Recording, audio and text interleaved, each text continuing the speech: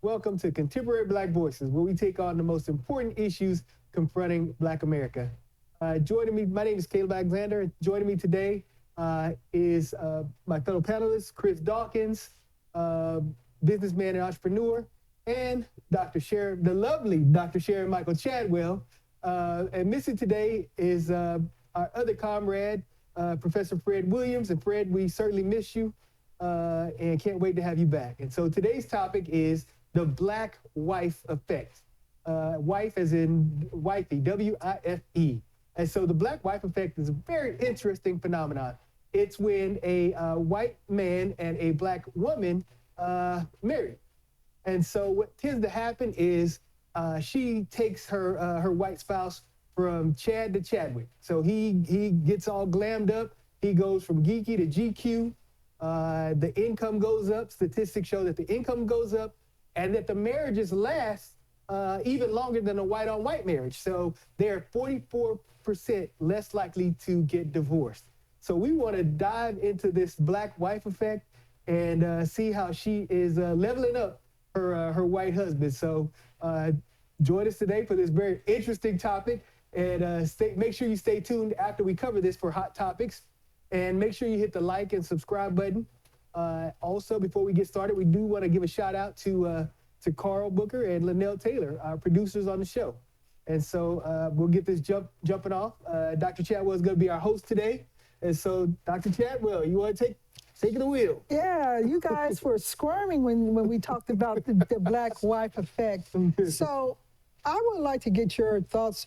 What were your thoughts when you heard about the Black wife effect? Mm-hmm. Mine or Chris?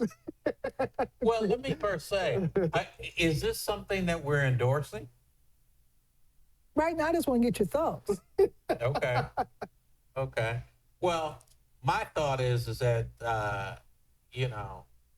wow, kind of put me on the spot, but I do like it when the white man at least attempts to make his wife look better, or for him to look better for his wife. Let me put it that way. However, it's not something that I endorse. When I say I don't endorse it, when we look at our Ketanji Brown, when we look at our vice president, when we look at a lot of these people who are going on, yeah, maybe they're having the wife effect on their husbands, but it's not something that I endorse. So you're saying you don't endorse interracial marriages? I didn't want to say that, but yeah. Well, call it what it is. Call it what it is. Caleb? Okay, so you and I, we talked about this. We all touched on it in some previous segments, and so, or some previous shows. And so we talked about how, so if someone loved my daughter, they'll never be able to love her as much as I love her. But if someone could treat my daughter the way I want her to be treated, the way she deserves to be treated, I have no problem with that. I don't care what color they are, as long as they love her with all their heart and treat her well. With this phenomenon, so and it's not something for me to endorse or not endorse, but when I first saw it, I was like, I did have questions about it. So, and I'm probably gonna get in trouble, but my questions were, when you see the way they they're able, my first question was, do they stay with these sisters? And so when I continue to read the statistics, and I realize, okay, yeah, it is something where they do. The sisters ain't leveling these dudes up, and then they all of a sudden leaving them for Becky or whatever. So they do stay together. They do stay married. It is true. I mean, it's a love and a commitment that's there. So I mean, once I got past that part, my biggest question is, the statistics I had an issue with, because I'm wondering, why is this not the same effect with Black on Black marriages? And so that was my biggest question. Okay, so they're staying married longer. You know what I'm saying? Which, by the way, they're less likely to get divorced than white on white couples. So it's not just a Black on Black couple; it's a white on white couple also. So when I read that statistic, that kind of said, oh, okay. So we can't. The onus is not just on, black men. So my I had some questions about it. You know what I mean? Why isn't the same statistics or the same economic effect happening on black marriages? I like to think it's because black men are already swagged up. We don't need that effect. But those are kind of like my initial thoughts about it. You know what was very interesting to me is that, and you brought this up, that it doesn't seem to be the same in different types of interracial marriages. Right. Meaning black men who are marrying white women. Right. You don't see it as that. Right. You don't see we always think in our race that the black athlete is marrying the white girl, and usually she ends up with all of his money. That's not the same thing that happens with the black wife effect. Right. Because they're oftentimes not marrying the woman for her money.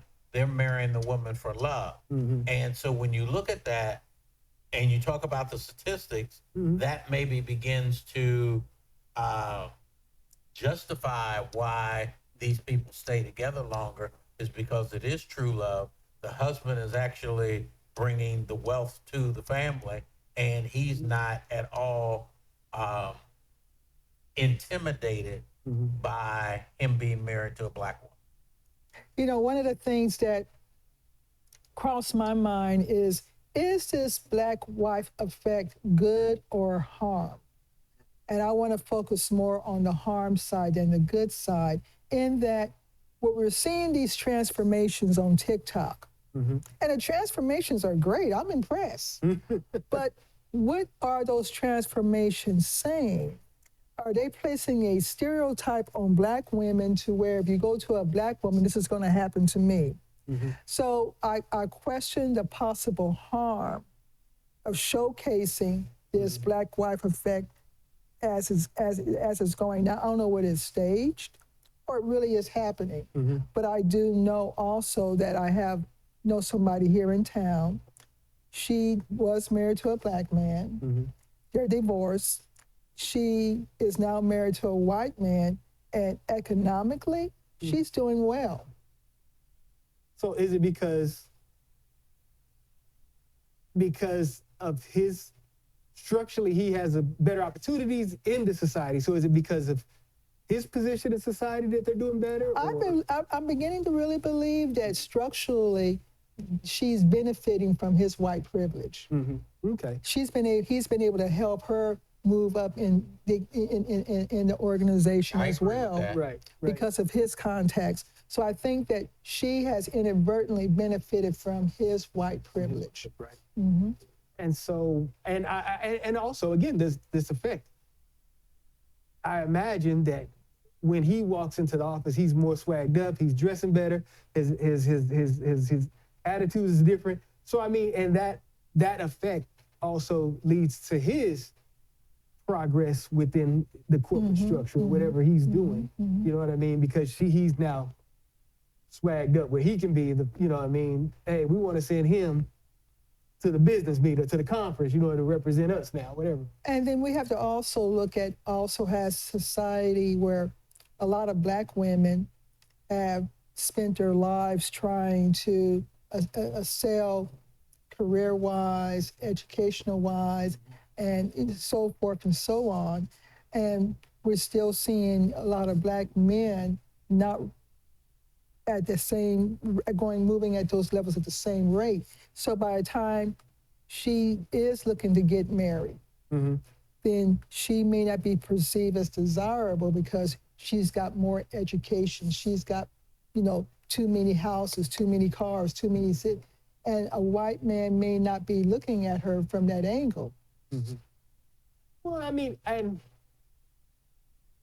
I mean, it may be that, the brothers probably may not be looking at her from that angle as well. And the reason I say that, I mean, when you meet somebody, you really don't know what they're about. You don't know what they have in the bank. You don't know what their achievements are. initially, you know what I mean? Until, you know, after a couple of dates and when you get deep into that conversation and when, you know, when you're sharing more, then you may, but I think initially it's probably kind of the same.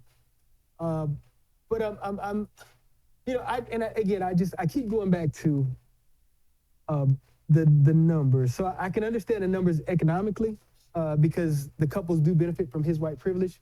But you know, and I tell you what, this is something I do want to explore. So how about we'll explore a little more deeper in the next segment. Okay, sounds like a good deal. We'll be right back.